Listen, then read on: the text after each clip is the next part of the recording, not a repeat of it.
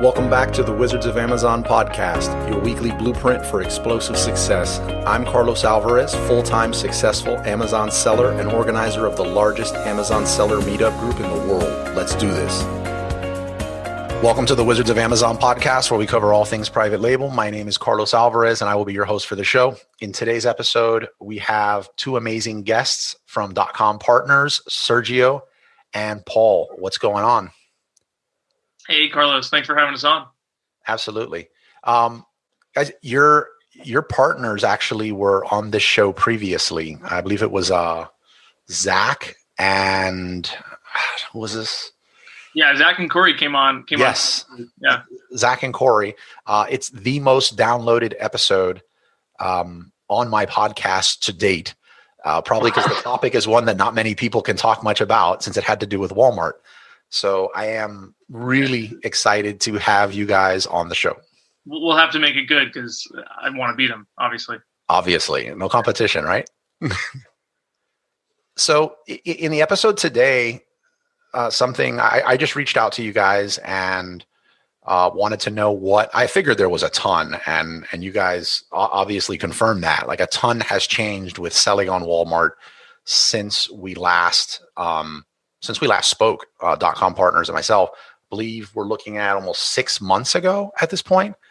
And in this episode, I wanted to go over, since there's too much to go over in a single episode, I wanted to go over some of the newer features that are available on Walmart that sellers can take advantage of. And also some cool tools, because everyone seems to be in the dark that there is, even myself included, that there even is tools that sellers can take advantage of to just have success on Walmart. And you guys, just prior to the recording, implied that there's actually a lot to go over, which I'm very excited about. Yeah, definitely. Walmart's growing like crazy, and Walmart as an organization is they're like investing a lot of resources into making Marketplace more and more a core component of their online business and more viable for sellers.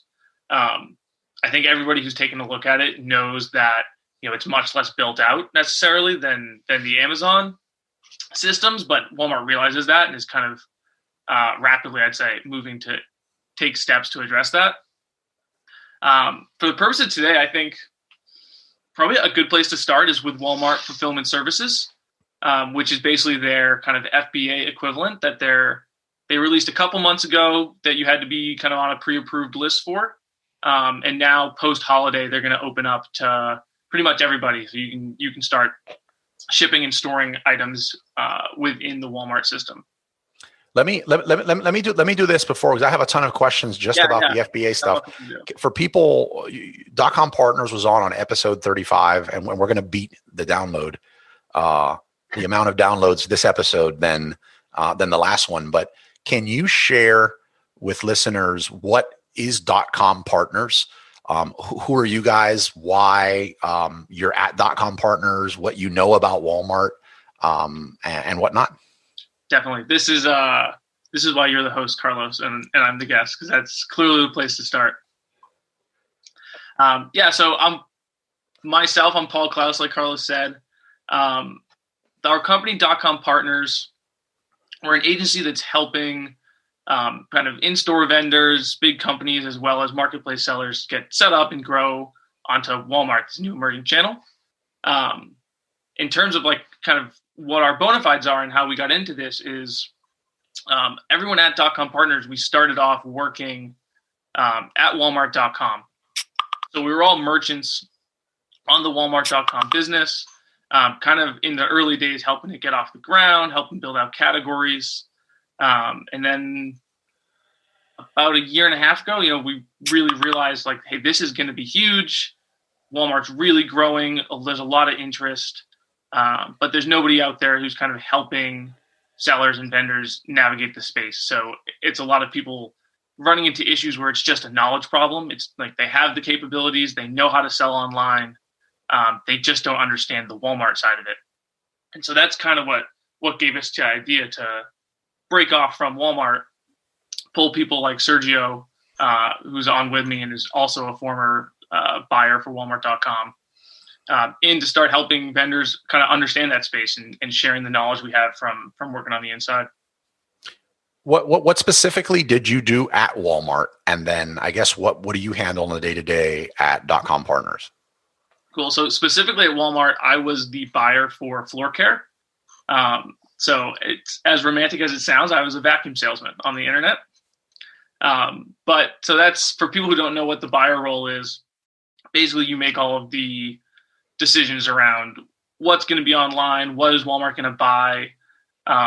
If you're working with marketplace vendors, who are you going to partner with closely and kind of promote their items if you think they're useful in your assortment, as well as a bunch of other kind of more technical system stuff around tracking and curating search terms and the like. So really kind of sitting in the middle of the web and getting a finger into every pie. And then your job is kind of to know what's going on and have a direction for your section of the business.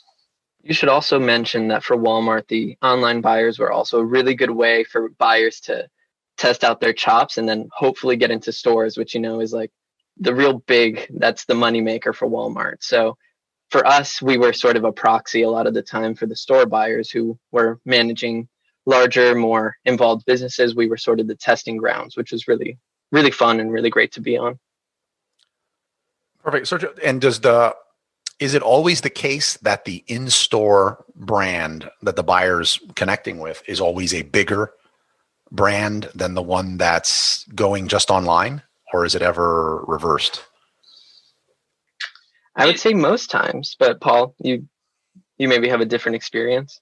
Yeah, most times it is. The only time it's not is when sometimes they're, really big, kind of more exclusive brands. So think like a Nike or an Apple. They won't want to go into Walmart stores right off the bat. And they'll kind of dip their toe in the water online as opposed to launching in stores. But for the most part, Walmart stores, there's, I think 3,000 stores all across America and they're all huge. So there's some really big players in that pond. Awesome. Sergio, how about yourself?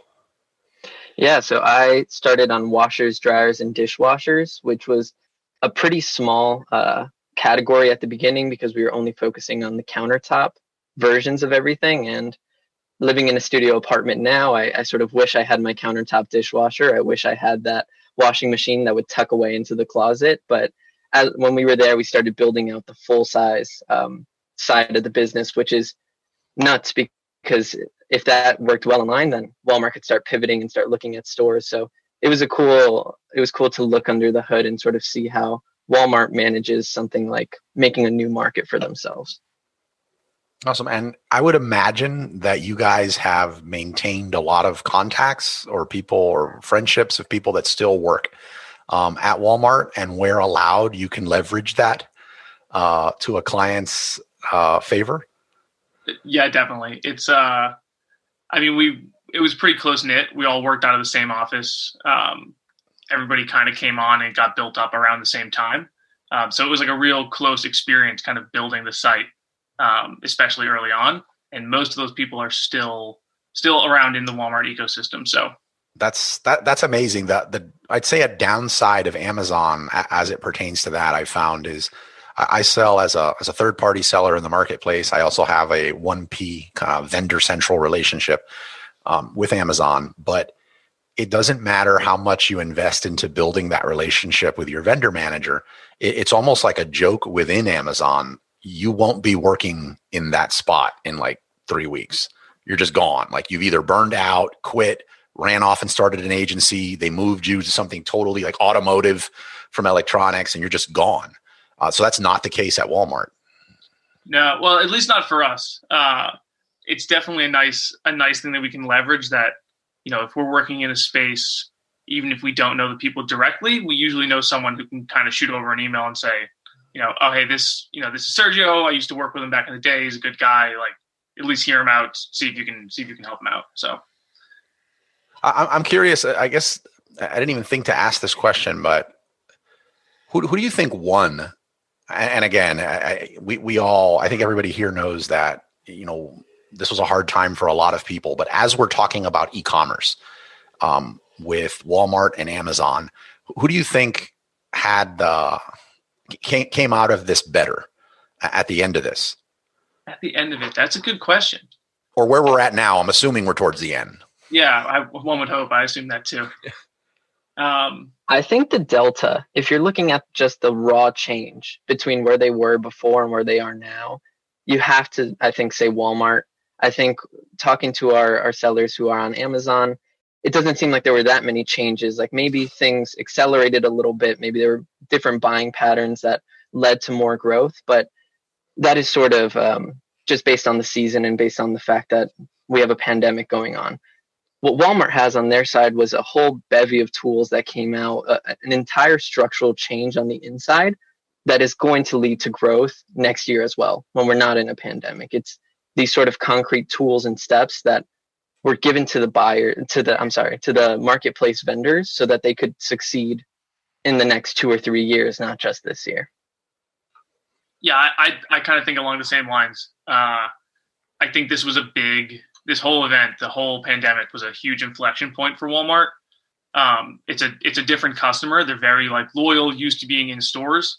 And so on the customer side, this has kind of kicked. A lot of those customers are now newly activated .com customers. People who weren't shopping online before, which, Walmart's the majority of Americans are shopping at Walmart.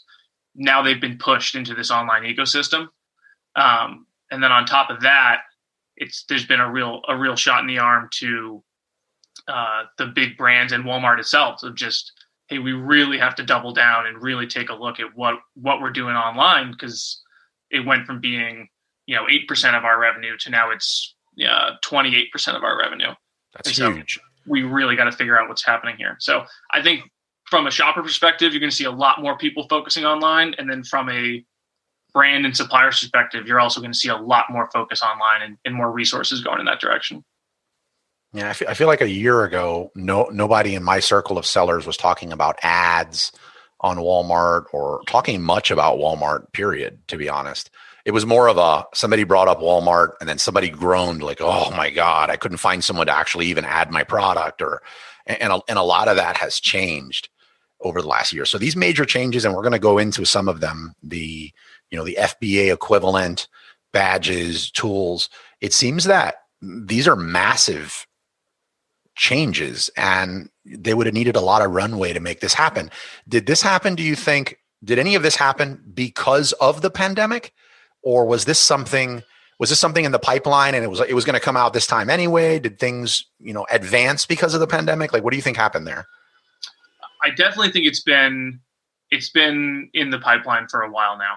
It's not something new that Walmart's focusing on growing marketplace and making that more of a core part of the online strategy. I think it probably got more resources and they kind of pushed things along a little bit faster because of it. But this is, I think I said it last time I was speaking with you, Carlos, but Walmart's a glacier. And so it takes a long time to turn, but it's not going to stop. It just it's going whatever direction they pointed in. And this is the direction they've had it pointed in for a couple of years now. Awesome. Oh, let's just jump into it now. So I would say the number one thing, especially, and this is something that gets me. So when I started selling, this is the whole, when I was a kid, I walked to school 10 miles in the snow type of thing. When I started selling, it was in my house, taping boxes, growing my business, and then advanced to a warehouse and all of that. But it was all merchant fulfilled. It was all, we fulfill it ourselves. And FBA now, when I'm seeing newer sellers come in, with the Amazon FBA program, it's I'm not even going to sell. If they, you mentioned Etsy, you mentioned Overstock, you mentioned Walmart, any of these other ones, and they're do they have FBA? Because if they don't, it's just not a model that they want to entertain. And I think Amazon's done a really good job of that with sellers, making it that easy to just send something in. It's almost just set it and forget it. Walmart coming out with an FBA equivalent is huge. Can you tell me about that? Who has access? I know we touched on it briefly in the beginning of this. Who has access? Maybe some of the costs that are involved. If you're familiar with FBA, can you kind of compare the two? Sergio is way more in the weeds on this than I am, so I think he's your man. Yeah, definitely. So with Walmart, they have the first step is to just pick what you want to go on there. And, you have to a little bit get into the mind of the Walmart customer. You have to sort of strategize a little bit just because it's going to take a little bit of time. You need to convert your items, which is just a process of giving a little bit more information about your product so that they can be properly stored and fulfilled. And then like FBA, you send them off to a warehouse to be fulfilled by Walmart. And that's great. That's pretty easy and straightforward, but the process is a little bit still evolving. There are some shortcomings and some things that you need to work on a little bit with Walmart Fulfillment Services. But in terms of fee structure, I'm pretty sure it's similar to FBA. You have a fulfillment fee and then you have a storage fee. The fulfillment fee is based on weight. If you have hazmat or apparel, you have 50 cents per pound. And then on the storage fee, it is usually, a flat fee. Holidays, it goes up a little bit. It goes from 75 cents per cubic foot to $1.50 per cubic foot. I think I'm reading that right. Sorry, I have it pulled up here. And then if it's in the warehouse for longer than 12 months, then you get a little bit penalized for that. That's $7.50 per cubic foot per month. So it really goes up after those 12 months elapse. Sure. So there's really incentive, like I said earlier, to be careful and strategize because you want those high velocity items. You want to be able to move those as quickly as possible. Otherwise, you're going to incur fees that nobody wants those. What? Thank you for that. And you know what? Amazon's FBA program has been around, it feels like forever, and it still has shortcomings. So, I mean, that's to be expected. I remember Amazon FBA when it started, and it was a disaster. It was a dumpster fire when it first started. So what are some of those shortcomings that you touched on that someone could potentially expect? And I'm sure Walmart's going to fix. But what are some of those shortcomings now with the Walmart FBA program? Or what's the name of it so I stop calling it FBA? Oh, it's Walmart Fulfillment Services, WFS. Okay, WFS. I'm gonna have to like rewire my brain for that. But like, yeah, of course. So I keep saying Walmart FBA. You know what I'm talking about. I just haven't rewired yet. So Walmart WFS. What are some of those shortcomings? Yeah. So one of the things is we have one of our clients has maybe 2,000 SKUs, and they want to have all of them in WFS, and that's great. That's you get sold and shipped by Walmart on your PDPs. It looks great. One of the issues is you have to manually put in all that information instead of just providing the information in a pre-filled out template or something of that nature. Walmart is still figuring out all of the kinks to try to get that pre-filled for you. So if we want to convert those items, we have to sort of do it in batches. Otherwise, we have to wait till all 2,000 are ready to convert. That isn't the velocity we want for our clients. What we want is to be able to. Let me see if I'm understanding that. So you, prior to WFS, you just added your product a certain way. And now that WFS is an option for some people and eventually everyone, you would just now need to, when you wanted to send it into the fulfillment center, you would need to add those additional details to the product detail page that previously weren't required because they played no part in the sale. That's all you need to do. But are you saying that once you send that into WFS, the next time you want to send more, it makes you do it again? It makes you do it again and all manually. It doesn't. So for Walmart, you have 85% of the information you need for WFS, but none of that gets filled in. So you have to either copy and paste it or put it in for every single item. I would imagine though, for what they've created with, online shopping, that's going to be a relatively small thing that they fix rapidly because that everyone's got to be complaining about that. Definitely. It's even in the tutorials and the seller help manuals, they're like, this is something we're going to fix. It's just right now we're still piloting and still working through it. All right. Some impact on profits. So you mentioned that the pick and pack fees, the storage fees, they seemed really on par with Amazon, but what about that critical shipping to WFS? How, like in the instance with Amazon FBA, if you're not familiar, there's a ridiculously deep discounted, preferred carrier rate with UPS and other carriers to get the products to the fulfillment center. What about how does Walmart do that? I think that's one of the things they're also working through right now. Also, we sort of have had a skewed view on it because we've been shipping during holiday and we've been trying to store during holiday. And so the velocity and the fees are all sort of a little bit hard to gauge right now because they are at that accelerated rate. So that's something we're all still figuring out. Sure. But do you have like if you shipped in 20 pounds of product, how would I kind of, or is it even possible right now? Like, is there like a fee calculator or something that I could punch in the weights and say, okay, I can expect to pay this amount of money to reach a WFS center?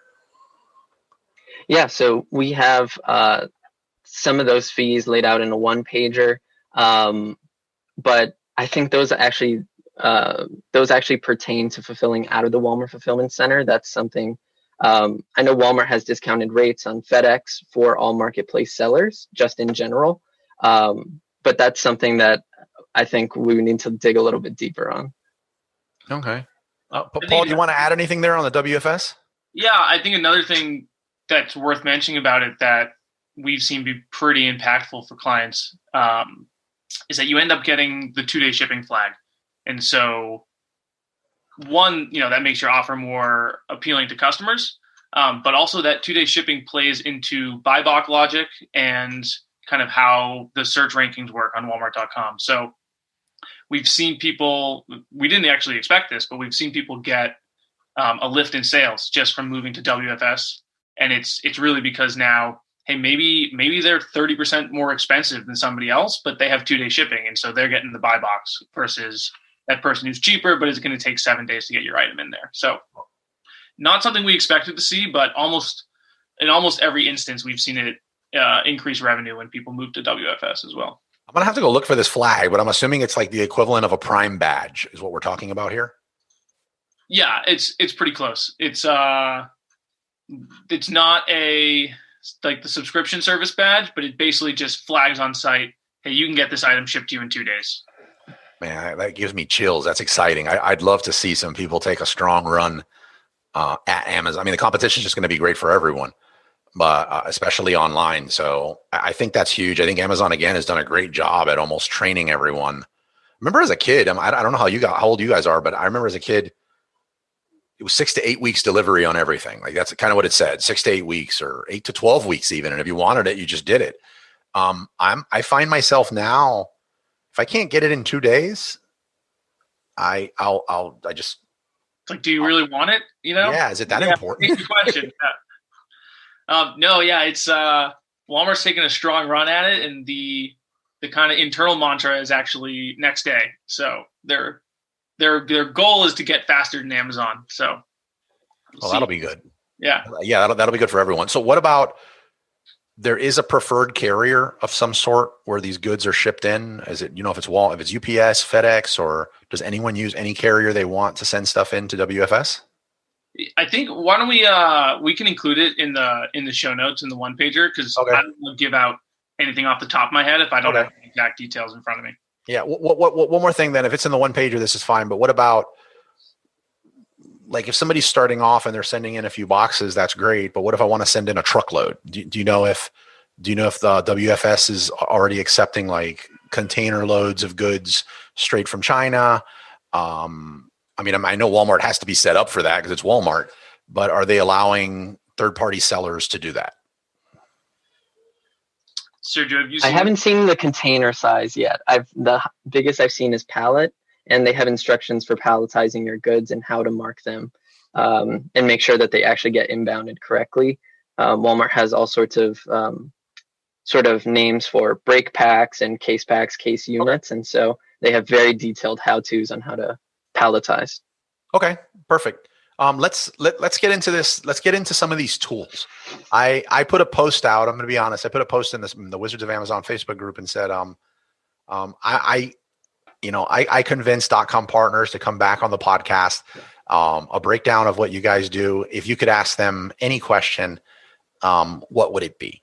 And I got bombarded. I mean, there was a lot, like way too much to have in a single show. But one thing that was very consistent throughout all of it was, when are tools going to be available for us to use? So I saw that, and then I saw your guys' email, and it was about tools that Amazon has rolled out. So can we get into some of these tools that Walmart has that we can use to have better successes on Amazon, on Walmart? Yeah, definitely. It's been this has been like a huge shift in kind of what they're doing previously, and I'm sure everybody who's selling on Walmart now appreciates Walmart's been super opaque. It's been kind of you come in, you set up your items, and they don't really give you any insight into how well positioned they are, what kind of traffic you can expect. It's been very closed doors like that, and they're starting to change that. And so the biggest thing that they've done is they've rolled out in their seller center. It's called a growth opportunities tab. And I think the most impactful thing on there is the listing quality score, which is sort of a super score of 3 different metrics that Walmart uses to give you insight into how they're viewing your item. Serge, do you want to take it away? I know you're the go-to guy for this. Yeah, of course. Very quickly, when we're talking about tools, WFS also, just a fun fact, runs on the same platform that we used to use internally. Those are Walmart tools that people used to use. So they just sort of rewrapped it, and you're using very powerful tools now in Walmart Seller Center, which you weren't able to use before. That leads me into the listing quality score. The first component, Paul mentioned that there were 3 components for the listing quality score. The first one is content and discoverability. When we were at Walmart, we were always focused on the quality score, which weighted your title, your description, your images, and gave you a score between 0 and 100. So let's say you have a score of 95% or 100%. That means your pictures look great. You have rich media. You have content below the fold. You have description, specs. Everything is filled out to the best of your ability, and it's giving the Walmart customer a really great experience. That's something that we were really focused on while we were at Walmart, and it's great to see that sort of prioritization of the customer experience is now on the marketplace vendor side. The second component is going to be offer, and that just basically means that you're looking and making sure that your items are healthy on site. Are your items in stock? Not only are they in stock, are they transactable? You don't know how many clients we've talked to that they have 100 items in error status, and they're just losing sales on that. Those items could be live if they troubleshoot those errors. And Walmart will actually penalize you on your listing quality score if your item is caught in error state, if your item is not in stock. And then the final thing would be ratings and reviews. This one is probably the trickiest one for vendors who are new to Walmart. But basically, you want to be able to build customer confidence. And what every customer wants is to be able to have customer-generated content. They want to be able to compare products with their peers and have opinions of other people on site right in the PDP. So if you have really good ratings and reviews, reviews with pictures, ones that are both positive and negative, you're going to see a good ratings and reviews score. So once you put in content, offer, and ratings and reviews, you have your overall listing quality score. Wow. I think at the highest level, what's important to know about it is, in some ways it seems like it's just telling you back obvious information. But it's really Walmart giving you a window into how their systems and how their algorithms are going to be looking at your items. So if you have a high quality score, they're prioritizing items that have those high scores in the customer experience. In their mind, they want to show shoppers online items with high scores.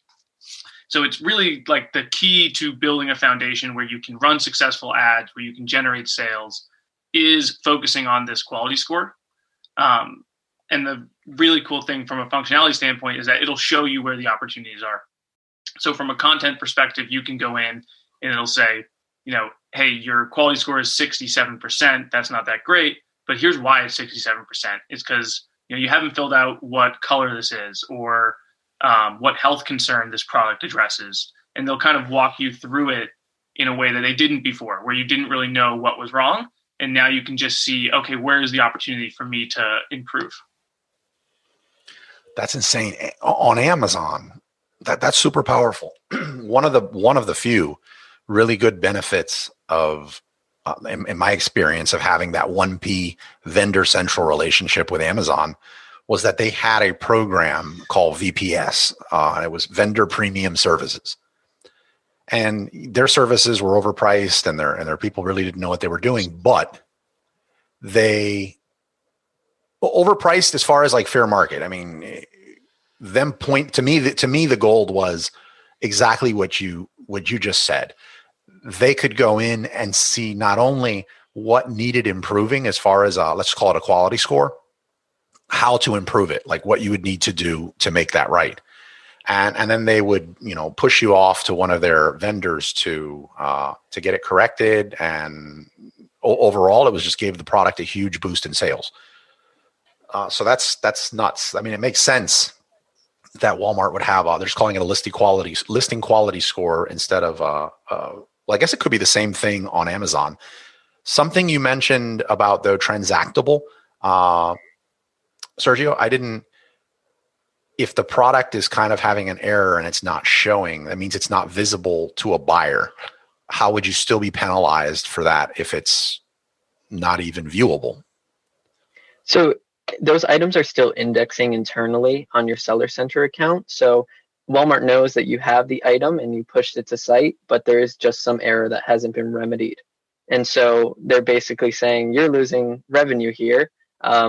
Under the growth opportunities tab, there's a calculator that'll tabulate these items have been out of stock for 3 months. This is how much revenue you lost, which is insane. It's it puts it into dollars and cents, what your lackluster PDP is costing you, which I think is really valuable to a lot of marketplace vendors who maybe are not seeing Walmart as valuable as Amazon. They maybe don't put the same level of care into it. And the growth opportunities really brings that to the forefront and gives you action items to fix that. So basically Walmart's saying if you have a listing showing on our site and it's not optimized, well, we don't want that junk on here. We're going to penalize you in the form of dropping your overall LQS. Exactly. Okay. Yeah. And it's funny, this is maybe rolling a little bit into another subject, but they've also started rolling out what they're calling the Pro Seller Badge. And one of the important metrics for qualifying for getting this badge on your PDPs and in search saying, hey, this is a pro seller for Walmart, is this listing quality score. And so to your point, Carlos, if you have items that aren't visible, but they're still negatively affecting your listing quality score, one strategy we've pursued is just get rid of those items. If you can't get them live on site, take them out of the system, because it's way better off. You're way better off having that pro seller badge than you are having, 17 items that can't be sold anyways.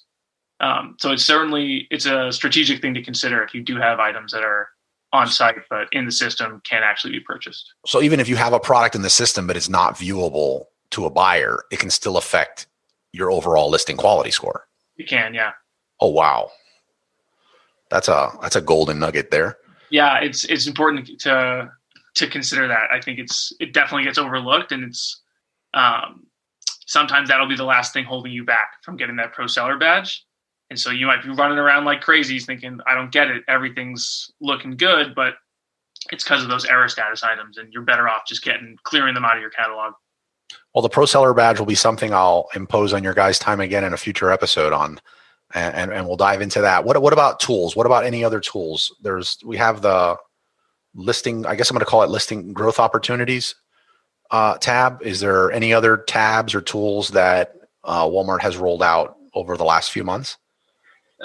Included in that growth opportunities tab, which is kind of like the bucket of new tools that they've released. Okay.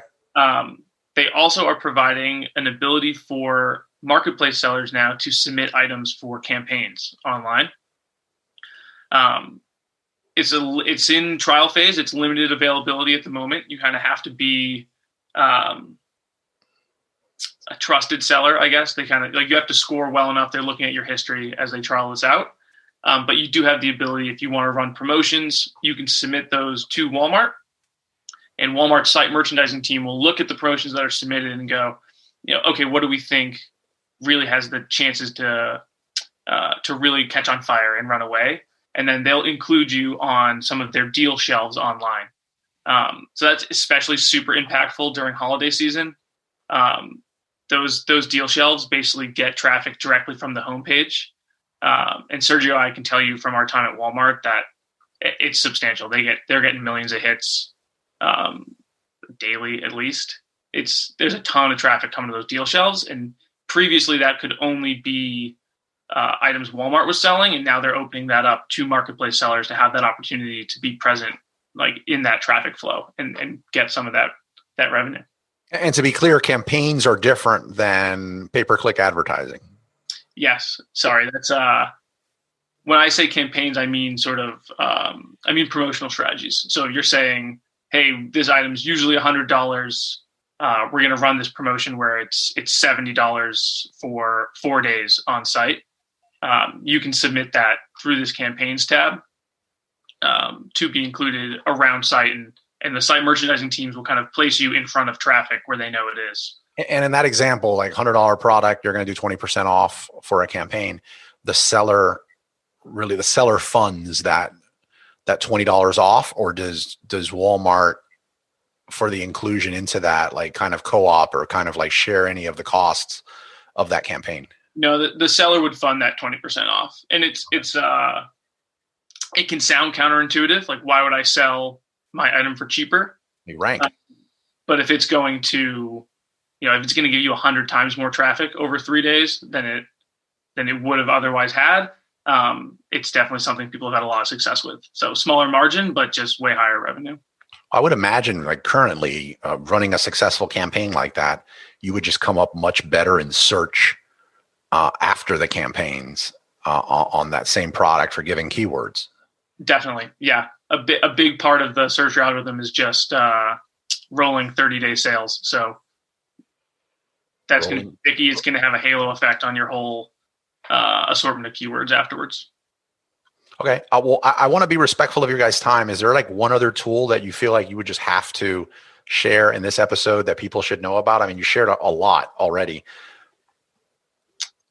I think if I could plug one tool so it's not a Walmart tool, it's a third-party tool, but it's something that we're using internally that I think offers a great value is PackView as an ad platform.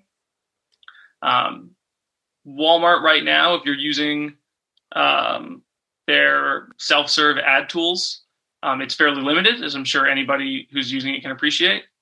But PackView is a third-party tool that has a lot more robust kind of reporting and analytics features. So it's not a Walmart tool, but it is Walmart assisted. I would plug that as kind of one of my favorite tools out there right now. Oh, I love that. I mean, I think I would have took a bet before this that there was no really like solid third-party tool for that. I use Perpetua. I don't know if you're familiar with Perpetua. I'm not familiar with it, no. Yeah, but Perpetua was one of the 4 ad partners that Walmart indicated. So there's PackView, Techometrics, Perpetua, I'm pretty sure. But you would definitely recommend PackView. And PackView is spelled just like it sounds? PackVue. So not how it sounds really. PackVue. Yeah, and that's for self-serve. If you want managed, they don't do managed ad platforms or anything like that. It's just some tooling for people who want to do it themselves. But from what we've seen, it's one of the best options out there. I love it. Solid gold, guys. You guys were absolutely amazing. Thank you for your time again. I want to be respectful of your time. What's the best way because you guys help people succeed on Walmart. So if they don't want to run their head into the wall for the next year figuring out how this works, people can just hire you directly. So what's the best way that people can get a hold of you? And yes, I'm going to get that link from you with the one pager that I'll include in the show notes for this. So how can people reach you guys? Definitely. So I think 2 best ways are through our website, which is dotcompartners.com. We have a contact us box there that goes straight to my inbox. And then if you want to go even more direct, my email is Paul, Paul, at dotcompartners.com. Feel free to shoot me an email. If you have questions, you're interested in our services, I'm happy to jump on a call and kind of talk through things with people.